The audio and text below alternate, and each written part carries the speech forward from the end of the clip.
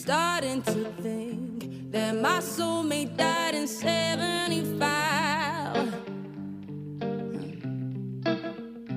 And I'm starting to think that these boys just wanna eat me alive. I know I'm heavy metal, but I still get sentimental. Want somebody holding me through the night. Many say they love me, but nobody's ever treated me right. If you want